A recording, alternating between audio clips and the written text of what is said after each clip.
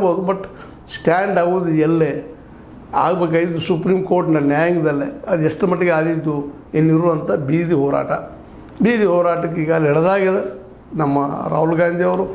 ಅದಕ್ಕೆ ಕೆಲವೊಂದಿಷ್ಟು ಏರಿಯಾದಲ್ಲಿ ಅವ್ರಿಗೆ ಒಳ್ಳೆಯ ಪ್ರತಿಕ್ರಿಯೆನೂ ಬರ್ತಾಯಿದೆ, ಆದರೆ ಅವೆಲ್ಲ ಮತಗಳಾಗಿ ಪರಿವರ್ತನೆ ಆಗ್ತಾಯಿಲ್ಲ. ಅದಕ್ಕೆ ಕಾರಣ ಏನು ಅನ್ನೋದು ಈಗಾಗಲೇ ಸ್ಪಷ್ಟ ಮಾಡ್ತಾ ಹೋಗ್ತಾ ಇದ್ದಾರೆ. ಯಾವ ರೀತಿಯ ಮತಗಳ್ತನ ಆಗ್ತದೆ, ಮತ್ತೇನೋ ಆಗ್ತದೆ, ತಾವು ಕಂಡದ್ದನ್ನು ಹೇಳ್ತಾ ಇದ್ದಾರೆ. ಆದರೆ ನಂಬುವವರು ಯಾರು? ಜನ ನಂಬಿಲ್ಲ ಅನ್ನೋದು ಸ್ಪಷ್ಟ ಆಗ್ತಾಯಿದೆ. ಆದರೂ ಸಹ ಈ ಜನಾಭಿಪ್ರಾಯ ಏನ್ರಿ ಅಥವಾ ಗೋಧಿ ಮೀಡಿಯಾ ಅನ್ರಿ ಅಥವಾ ಗೋಧಿ ಮೀಡಿಯಾ ಅಪೋಸಿಟ್ ಒಂದು ಮೀಡಿಯಾ ಅದ, ಸೋಷಿಯಲ್ ಮೀಡಿಯಾದಲ್ಲೇ ಸಾಕಷ್ಟು ಬಿಹಾರದಲ್ಲೇ NDA ಹಿನ್ನಡೆ ಅನುಭವಿಸ್ತದೆ ಅಂತ ಹೇಳಿದರು, ಅವರು ಮುನ್ನಡೆ ಅಂತ ಹೇಳಿದರು. ಏನೋ ಅದ್ರ ರಿಸಲ್ಟ್ ಈ ರೀತಿ ಬಂದದ. ಇನ್ನು ಮುಂದಿನ ಭವಿಷ್ಯದಲ್ಲಿ ಏನೇನು ಆಗ್ಬೋದು ಅನ್ನೋದನ್ನು ನೋಡಬೇಕಾಗಿದೆ. ಮತ್ತು ಯಾವ ರೀತಿಯಾಗಿ ಹೋರಾಡಬಹುದು ರಾಹುಲ್ ಗಾಂಧಿ ಅವರು ಅನ್ನೋದು ಇವತ್ತು ಮತ್ತೆ ಪ್ರಶ್ನಾರ್ಹರಾಗ್ಯದ.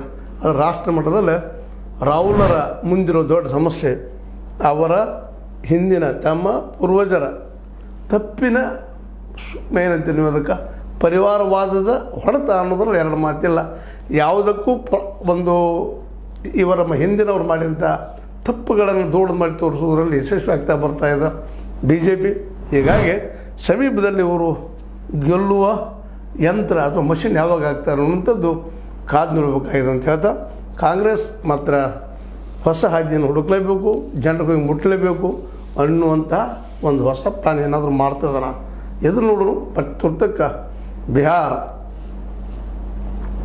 ಇದೇನು ತೋರಿಸ್ತಪ್ಪ ಅಂತಂದ್ರೆ ಕಾಂಗ್ರೆಸ್ಸಿಗೆ ಬಲ ಇಲ್ಲ, ವಿರೋಧಿಗಳಿಗೆ ಬಲ ಇಲ್ಲ ಅನ್ನೋದು. ಬಟ್ ಕರ್ನಾಟಕದ ಮಟ್ಟಿಗೆ ಹೇಳೋದಪ್ಪ ಅಂದ್ರೆ ಸಿದ್ದರಾಮಯ್ಯಗೆ ಬಲ ಕೊಟ್ಟದಂತ ಹೇಳ್ತಾ, ಇದು ನಿಮ್ಮ ಲೈಕ್ ಆಗಿರ್ಬೋದು. ಲೈಕ್ ಮಾಡಿ, ಶೇರ್ ಮಾಡಿ, ಕಾಮೆಂಟ್ ಮಾಡಿ, ಜೊತೆಗೆ ಸಬ್ಸ್ಕ್ರೈಬ್ ಮಾಡಿರಿ. S16 ನ್ಯೂಸ್ ಅರ್ಥಾತ್ ಹೇ ಸಿದ್ದರಾಮಯ್ಯ ಸತ್ಯದ ಕೈಗೆ ನಡಿ ವಂದನೆಗಳು.